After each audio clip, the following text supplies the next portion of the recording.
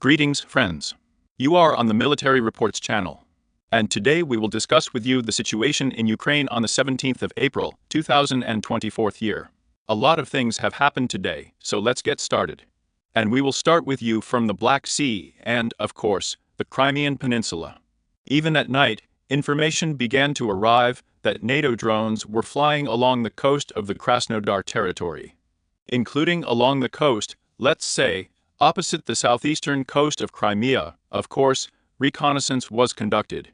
They tried to recognize positions, find out where everything is, and in general.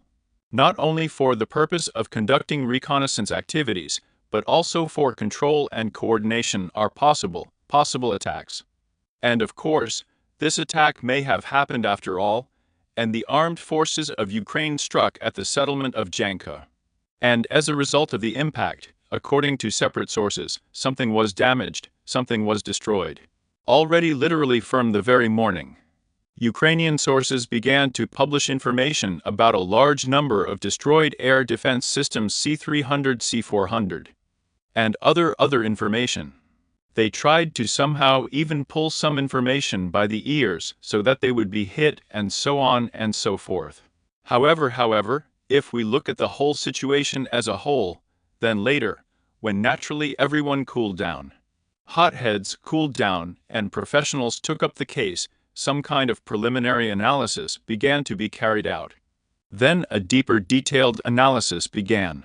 And in the course of all the data from all sources, in the course of the analysis, it was possible to establish, or at least doubt, whether there were at least some C-300, C-400 systems at that moment, the moment of the strike. And the main emphasis is on satellite imagery, yes. And moreover, I want to tell you that this analysis was first of all demonstrated and made by pro-Ukrainian sources. Such channels as Kiva Barashno and, let's say, Infactor.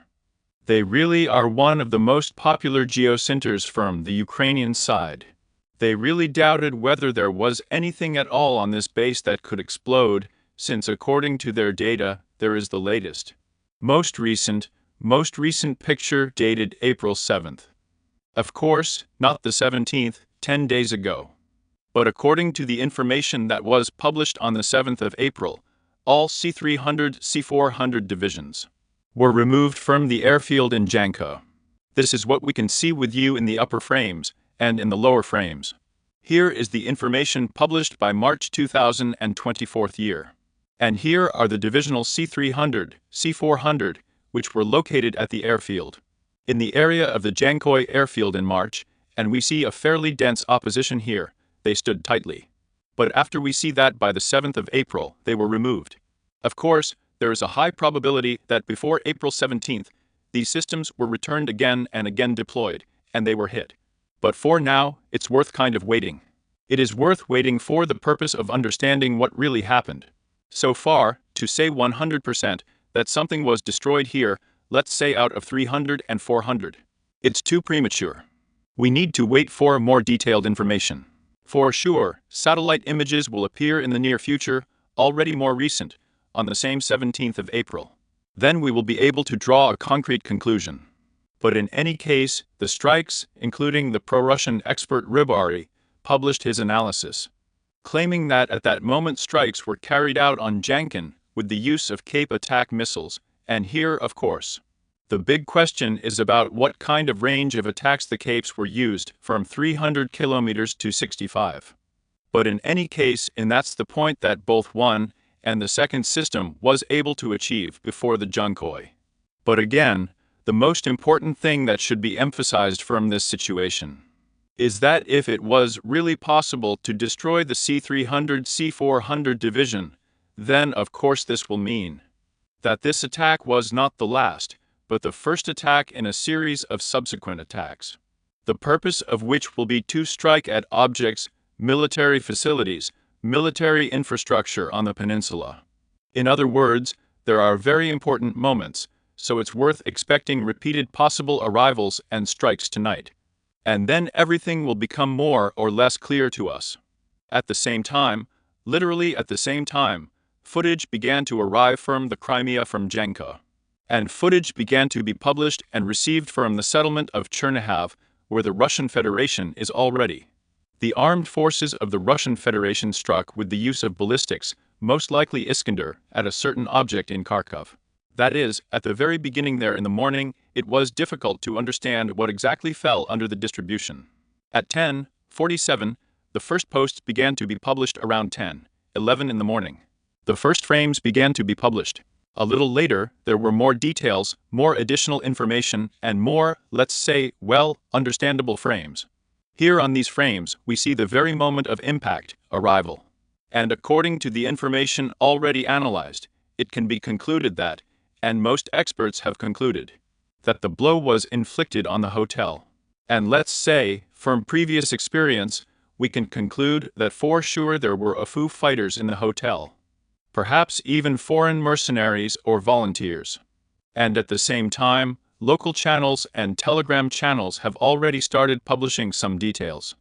And here is the first information that was received during the day that it was received, that more than 4,200 were as a result of the impact, and perhaps there are still more under the rubble.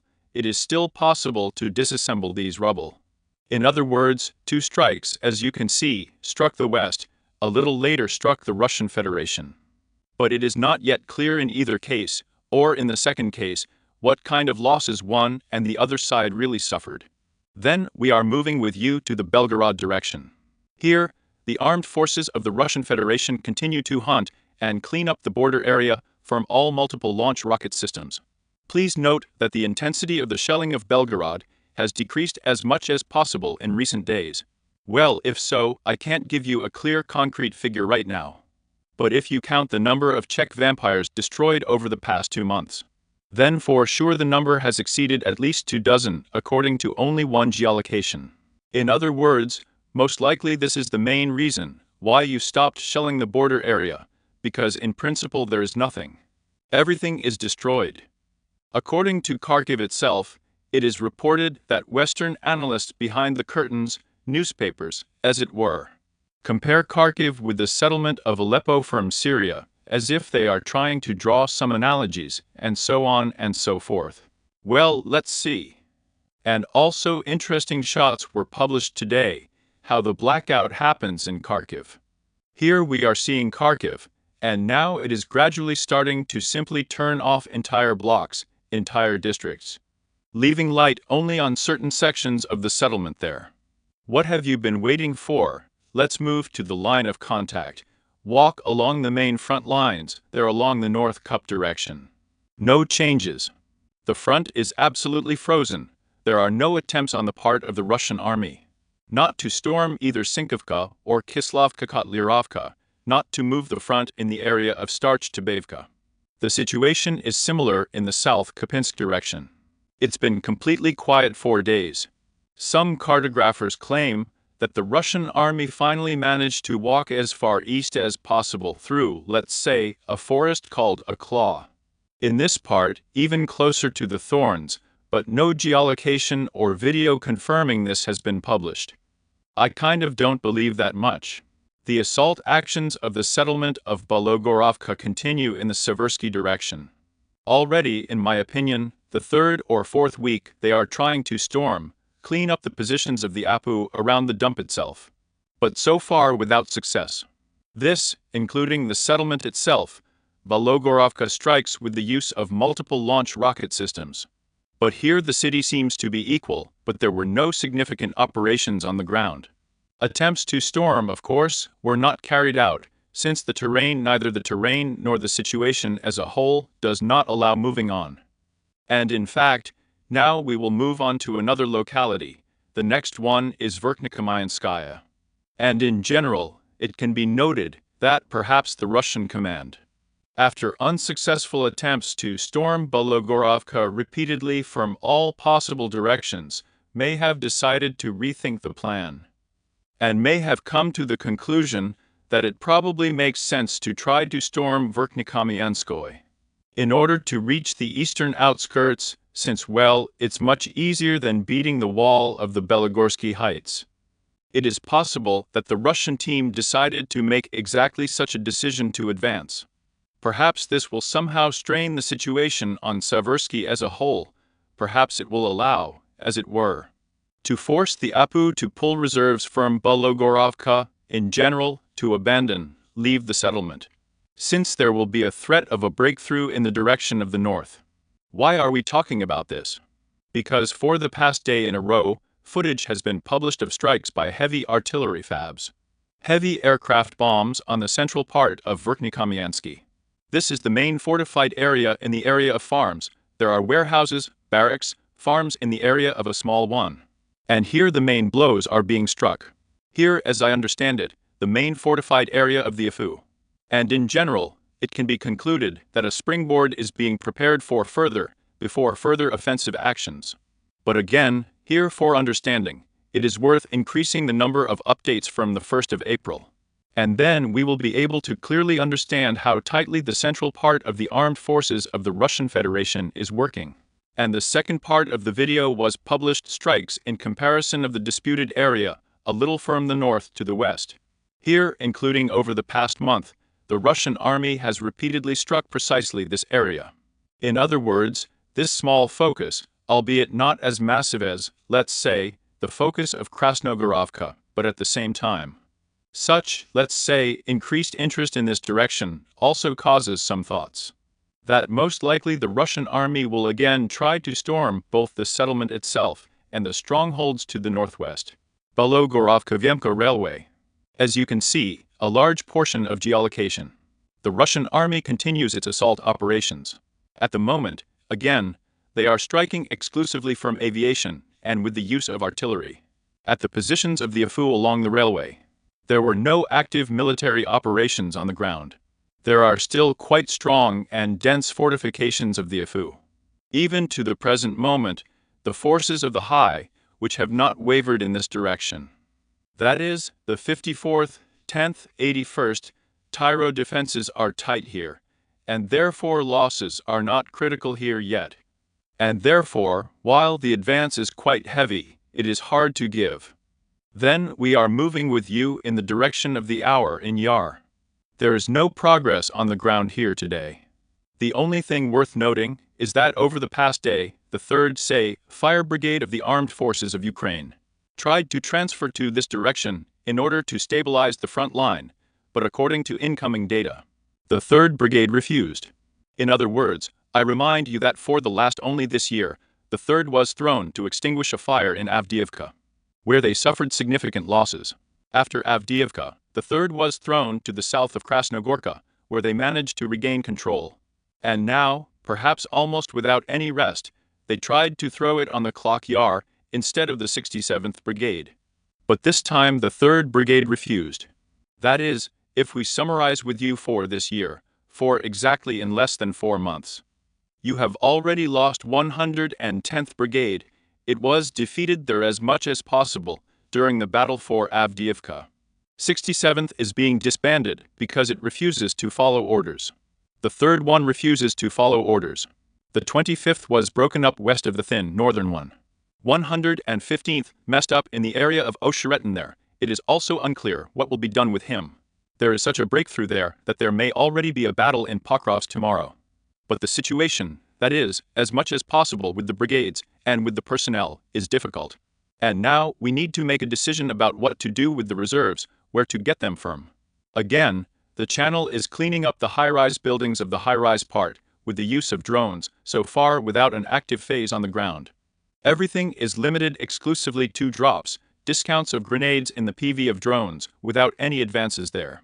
We have not received confirmation of the advance of the Russian army along the main road to the Seversky-Donetsk-Donbass Canal. But we will support it for another day, and then most likely we will paint it back in yellow and return, let's say, individual markers to their original positions in the area of the 36th kilometer. According to Bogdanovka, the fighting has acquired a positional character. You periodically try to counterattack with the use of heavy equipment, including in these frames.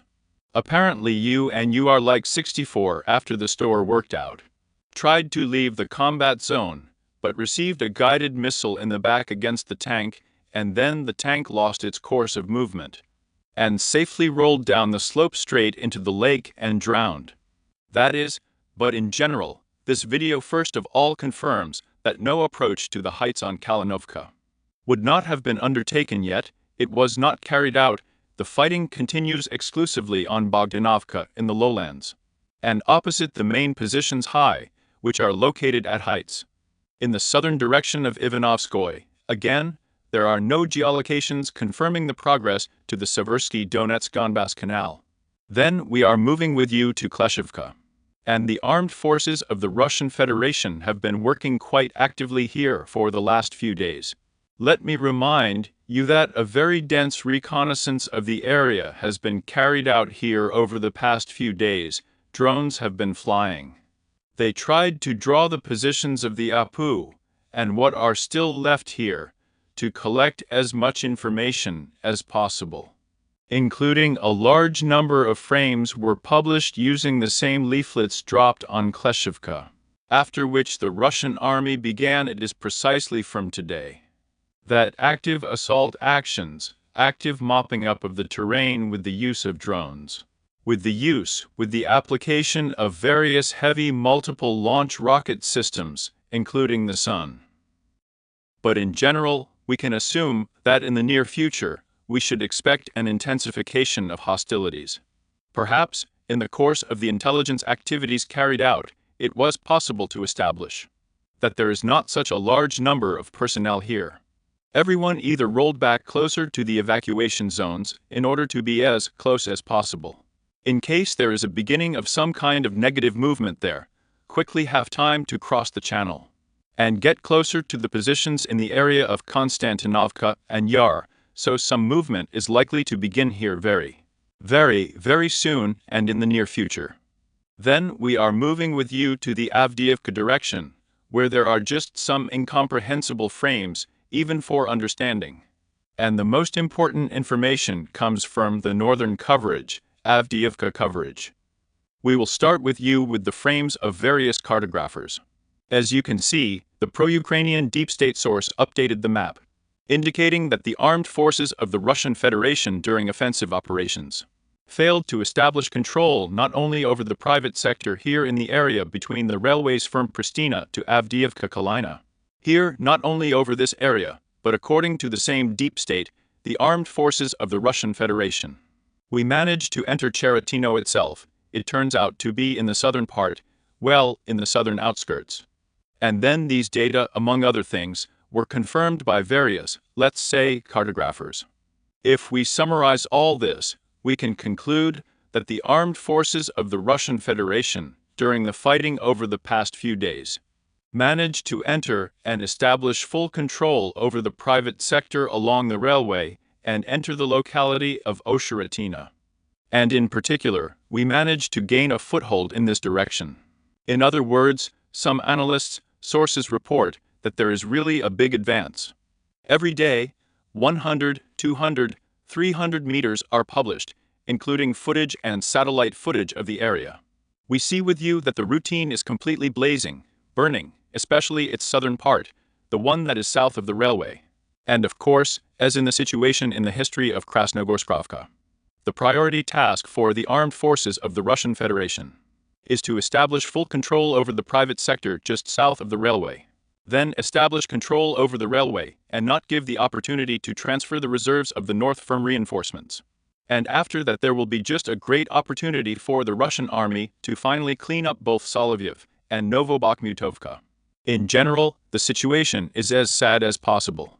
Let me remind you that this kind of progress of the Russian army was achieved primarily due to coordinated actions and, of course, very poor moral, let's say, the state of the 115th Mechanized Brigade, which, according to separate data, separate incoming information, simply abandoned positions, moved away from them, and as a result, the Russian army should achieve such significant results not even just by, let's say, entering the queue, but by breaking through the second line of defense. Well, in fact, if we are talking about the line of defense, it went at least, but Osheratina Novobakhmutovka, Osheratina, Novobakhmutovka, Solovyova, then Novoprokrovskaya, Novoselovka I, Vovcha, and the Charles Reservoir. In other words, Even if we look from a geographical point of view, we can see that this line of defense has been broken. It has been crossed, it is no longer whole, that is, it is next to itself, but everything else, what is to the south by itself? That is, the maximum gap. This is the maximum change in logistics. Someone did not hear it, someone is going somewhere and, accordingly, the losses are growing exponentially. According to the Thin, Mayday Water and Yasnobrodovka, therefore, there is no news about the bridgehead. And the front has also taken on some kind of static character. We haven't received anything for the last few days, there is an exchange of drone strikes, artillery strikes. And most likely this is primarily due to the fact that the armed forces of the Russian Federation have shifted their focus to the southern direction, namely to the fields, to this artillery ledge, artillery pocket, and where the fighters are sitting in the USO, and according to separate cartographers. The armed forces of the Russian Federation have managed to establish control over these forest belts and fields over the past day, between Mayday and non-troops. In general, the situation here is already clear. I am surprised why there was no information about a complete sweep of the area today. Perhaps all the AFU fighters did not have time to evacuate, they were surrounded. Negotiations on surrender may already be underway. On the one hand, the APU is trying to win some time for those who manage to retreat, and soon after all, of course they will surrender. But how long these negotiations will be conducted is unlikely to be very long. Perhaps the day will try to persuade something else, then a couple of FABs will arrive, and everyone will quickly give up evenly.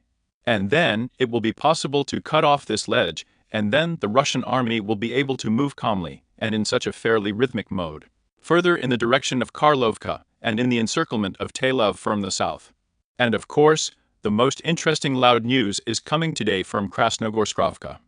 We see with you quite a lot of intensive work of aviation, artillery, and assault operations. Let's start with you with shots of artillery strikes. As you can see, the armed forces of the Russian Federation were mainly concentrated on strikes in the area of the Yubilini Sports Complex, in the Metallurg Stadium, as I understand it. The strikes were inflicted precisely on the territory that is located between the main supply routes, the main road between the high-rise buildings of the eastern part and the Krasnogorsk refractory plant. In other words, it was between these 2 points that the main blows were struck. And we understand that strikes were made at points of temporary dislocation, strikes were made on possible supply routes, and, possibly, on some forces. And in general, all this was done in order to prevent the APU from transferring reserves from the east. That is, you see, there are large strongholds, a very large fortified area, and there is a place where it is possible to keep personnel. And it is possible, and for this purpose they struck. Since the Russian army assumed that there might be attempts to transfer fighters to the refractory plant by these very ways, along this way these were completely cut off as much as possible from reality. For example, in the central southern part, footage of the assault actions was published today. Again, the turtle of the tank is moving in the direction of the central Krasnogorovka. Well, what can I say? The absolute absence of any resistance. A couple of cassettes flew in, which is like an elephant shot. It turns out to this tank. The tank moves calmly through the terrain, but calmly drives into individual corners, no resistance, no counterattacks. And at first glance, of course, you may have thoughts, impressions that, well, Russian troops have established control over this area. There is no need to hurry here yet, you should not draw such conclusions. The fact is that, of course, assault operations are being conducted here, and already in the evening information began to arrive that the armed forces of the Russian Federation decided to storm this Krasnogorsk plant itself. The first assaults have already begun, and it is reported that there are some successes. So far, no geolocation, no frames. The Russian tank was moving along approximately the following route, crossed here, drove back, then turned around, and returned in the direction of Donetsk calmly without any resistance. It is difficult to guess what is really going on in this Krasnogorskrovka, but if we summarize everything and really trust these cadres, Then of course at the moment the Russian army has already established control, including over this part of the settlement. And of course at this rate, if the information about the successes in these battles for this plant is confirmed, then in general the days of Krasnogorovka are already coming to an end. After the fall of this plant, this central part, the APU will begin to leave the eastern outskirts as quickly and smartly as possible, in the direction of this Sedovaya Street, Mir Street, and so on and so forth. That is, from the eastern outskirts, movement to the westwestern outskirts will begin as much as possible, in order to be as close as possible to the main supply routes, evacuation, so that if there is an order to put positions there as much as possible, quickly leave in the direction of Kurakovka and to the settlement of Kurakov itself. In other words, this is a crucial moment. This residential development will be held in small groups. Basically, they will try to restrain Russia's advance with drones used in Beer. But of course this cannot continue indefinitely, since the main areas will be under the control of the Russian army. After that, after the fall of Krasnogorskrovka, the front line of Pervomeyskaya Nilova Krasnogorovka will unite. Then Maximilievka Georgievka and some further progress in the direction of Kurakovka, Kurakov, will already begin, and, let's say, the battle for Seladov will begin, so far from afar, but the battle for Seladov. Then we are moving with you to victory. The armed forces of Ukraine have repeatedly tried to counterattack the Russian army in a populated area, however. They even managed to knock out some equipment, but in general, all the attacks of the Russian army managed to fight off. And all the positions were not lost. According to Novomykhailovka, another day is another pause, no news. In western Novomykhailovka, the positions of the AFU, in Antonovka, in western Konstantinovka, continue to be carried around with blows with FABs, but in general there is something here. In some expectation, there is even a front. It is unclear what they are trying to wait for, and what they want to achieve. Ukrainian sources have published footage of an unsuccessful assault by the Russian army on the road with Likorishvodiny. Not as part of several units of equipment, Lobeks, the Russian army tried to storm the positions, tried to advance across the fields, but met, let's say, resistance and rebuff from the 72nd Mechanized, including individual units of the WAV, and during the counterattacks most of the equipment was knocked out, destroyed. The Russian army may have managed to advance to several forest belts, but further progress was stopped and the Russian army moved away, pulled back to its original positions. Ugledar strikes are being carried out on the settlement itself with the use of heavy systems, and the FAB arrives, everything arrives. But again, no active hostilities have been undertaken on the ground. Here the FABs are flying, but the coal-burning machine is still standing there. There is a Roman tactical bridgehead in the South Donetsk direction. After a rather stormy and active last week, there is complete silence this week. Perhaps there is a regrouping before further offensive actions. Then we are moving with you to the Orekhovsky direction, the Batinsky bridgehead. Drones of the armed forces of the Russian Federation are working quite actively here. Apparently, perhaps it's time for rotation. The APU is trying to transfer fresh forces, evacuate the wounded. All roads are under tight control of Russian drones. Everything that is used is being destroyed. In other words, let's just say that the day and a large number of published frames were quite active. That is, it is difficult to guess what this is connected with. Again, I repeat, rotation is possible, the evacuation of the wounded is possible, or something like that. But if we talk about the situation on the ground, there are no advances, no attempts to attack from the armed forces of the Russian Federation. There is no news on the Kherson direction.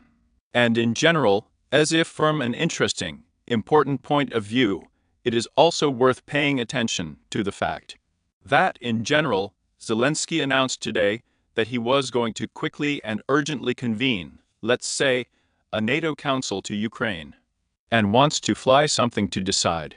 Stoltenberg confirmed the same information in general a little later after Zelensky, asserting that yes, indeed, we are planning to hold talks with Zelensky in the near future in a format of our own.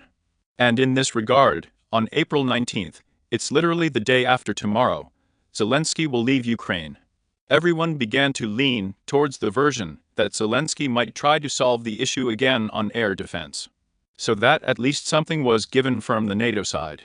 But based on past experience, it can be concluded that Zelensky is simply being removed from Ukraine for a few days. Since most likely in the next few days, massive missile strikes will be carried around Ukraine in order to keep him away from problems. Away from risks, from the possible hit of one or another dagger. Zelensky will be removed from Ukraine as well. A few days, the next 3 or 4 days, will be bombed by the Russian army, then it will be returned back. In other words, such a situation is constantly practiced at the beginning of a special military operation. As soon as it smells hot, it just smells fried, Zelensky's soul is removed from Ukraine, Russia begins to strike.